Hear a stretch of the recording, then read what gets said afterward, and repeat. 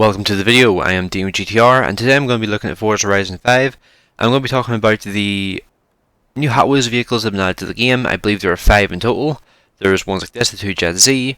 There's also the Metropolitan thing. It's a weird looking little car. It's a very small car with very wide wheels for some reason. And there's also 3 others. There's a Ford Mustang, there's the Rip Rod, and there's also a Dually, which has like 4 back wheels. Kind of a cool looking little thing. But the way to unlock these vehicles, well, other than those 2 which I just showed you, is through the auction house or through wheelspins. The fastest method, if you're lucky, I'm not particularly lucky and I don't have fast enough internet to be able to do this consistently, you can go into the auction house and snipe them. This will be your fastest method to unlock these vehicles, but it's very tedious and I don't particularly like doing this because I have had experiences of trying to do this in the past, and I've spent hours looking at this screen just doing this, and let's just say this gets very tedious after a while. This gets very annoying, so you don't want to be spending all day just doing this. So I prefer to do something a little bit more active and just go and get wheel spins for myself to see if I can get lucky and see if I can get the vehicles without, you know, doing that all day. So I'm going to jump to a vehicle which you can get from the auto show. This is probably the most effective way, credits wise, for getting super wheel spins. It's a bit of a convoluted method though, as you're going to see. It's very long and expensive in one way, but not expensive in another way.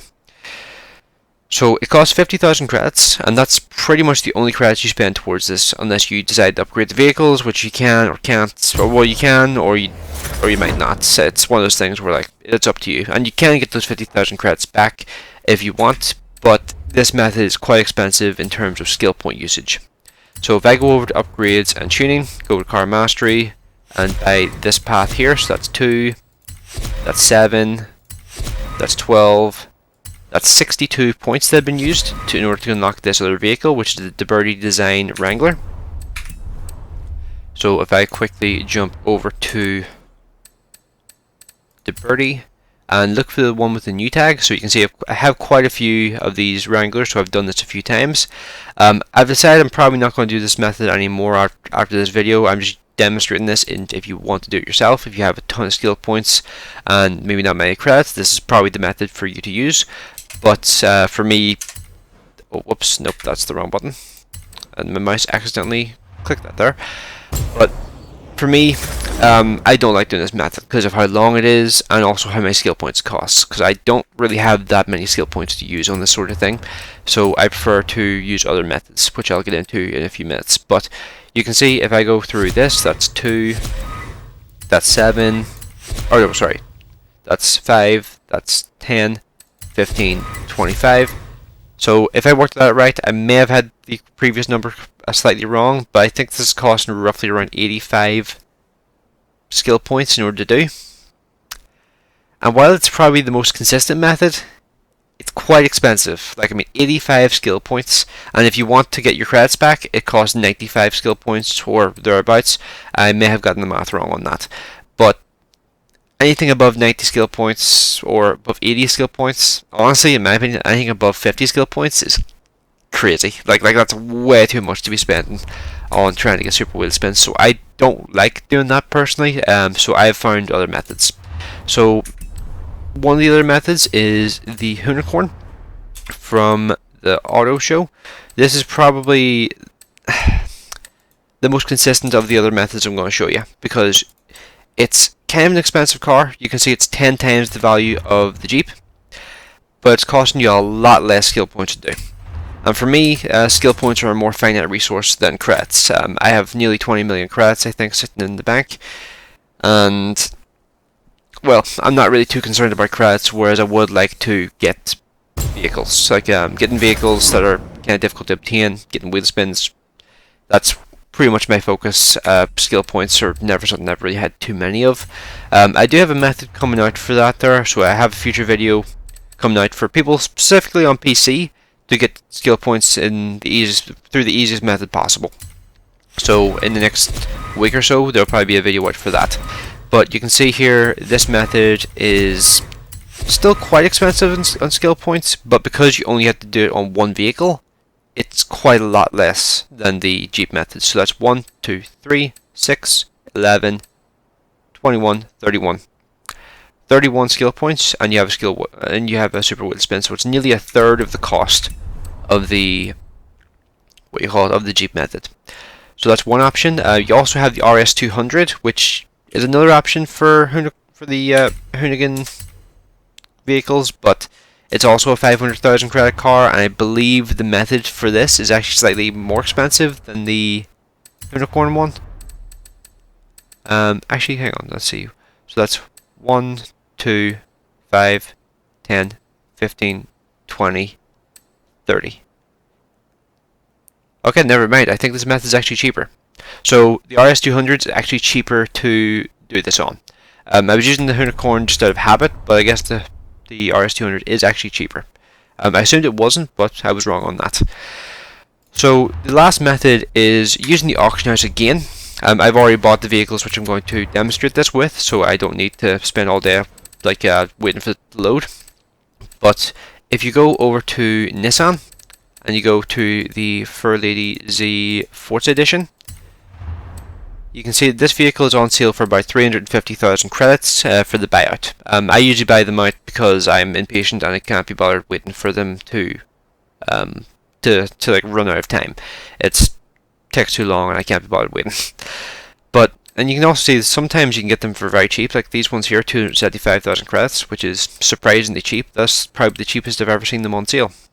Interesting. But the typical price is around about 350,000 credits. But one thing you want to look out for, and this is going to be true for the other vehicles we're going to talk about as well, you can see that the image for these vehicles is changing slightly between these two. Even though the painter and the tuner both say stock, you can tell somebody has actually messed with this vehicle, and because the ride height is slightly different, that to me says this guy's probably taken the car mastery out of this car already. I could be wrong, but cars which have been modified in any way, I pretty much disregard out of hand. I just say, nope, I'm not buying that because I have a higher likelihood of getting a car which isn't going to have the car mastery available. So I'm going to jump over to the Nissan that I bought earlier. So you can see here it has the one with the new tag. Jump into it, go through this animation again.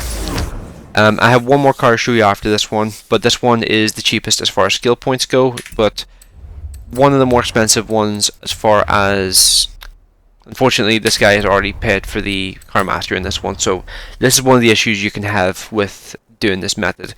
If you buy a car which has already got this filled out, you basically just wasted 350,000 or 275,000, whatever it is, credits on a car which is basically worthless to you. So, but you can see this method costs 1, 2, 3, 6 skill points. By far the cheapest method to actually get a super wheel spin, but it can be expensive, and you are taking a massive loss whenever you buy a car which has already had the skill points filled out. This happens to me, I would say, about 30% of the time whenever I buy them from the auction house, which is why I looked around and found other vehicles which I could use. Now, this vehicle is more expensive in terms of skill points, but it's a lot cheaper to actually buy from the auction house, and people seem to have a lot less interest in these things because it's not a very desirable car. It's the opposite of desirable. Pretty much no one likes these cars. But let me quickly jump over to it. You can see that on the auction house, these things are worth about 70,000 credits whenever people have them set to the minimum. And these things being modified is actually pretty rare. I find that the vast majority of these things aren't touched whatsoever. I've actually come across a selection where there's actually quite a few that had been modified, but trust me on this here, like these things here seem to be a much better bet for purchasing from the auction house because people don't care about that car. So I'm going to jump to the one that I bought earlier. And by the way, the reason I bought these cars earlier was because of the loading times, and I wanted to keep the video to the point and not let it stretch out for too long. So you can see I bought two of these previously. I've also removed quite a few in the garage. I don't put them back up on the auction house. You can do that. I don't like doing that because I don't want to screw people out of, well, credits when I don't really need credits. Once you have like 20 million credits, you pretty much don't need to worry about them anymore.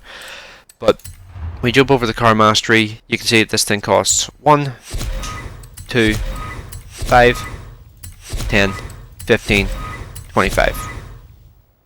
25 skill points, and you have a super wheel spin. So it's cheaper than the unicorn method or the Hoonigan car method, and it's significantly cheaper to buy than the 350Z Forza Edition or the Fairly Easy Forza Edition. And it's also significantly less expensive than the Jeep method, but it is slightly more expensive because the badge costs slightly higher, but 20,000 credits isn't really too much of a concern for me. But you can see there that that method is probably the most efficient. It's not costing too many skill points, and it's also a vehicle which you're more likely to be able to use the skill points on, because the Fairly Easies fairly often are already bought out. So I'm going to actually do some of the super wheel spins which I bought here, just so that I can show you what I get. So this is just normal wheel spin. This is just what I got from leveling up from buying stuff. And now I have 3 super wheel spins to do. Will I get anything interesting? My guess is no, because I've had atrocious luck with this. And one nice thing about the super wheel spins in comparison to normal wheel spins is you're a lot more likely to get your money back. So you can actually make money doing the mini method, whereas the unicorn or Hoonigan method is quite expensive, and unfortunately I got garbage. So that's a little bit unfortunate, but it's a pretty handy method, and it's probably the most effective way to try and get some of these new vehicles. The other option is to wait for them to come around in the festival playlist, but when it comes to it, most people don't really want to wait for that. People want to get the new thing as soon as possible, and I think the mini method is probably the most efficient. My next video is going to cover a good way to earn skill points, and well, it's an interesting method, and it's going to be very useful for people on PC if their computer's strong enough to run 2 applications at once, which might give you a clue as to what I'm going to be doing.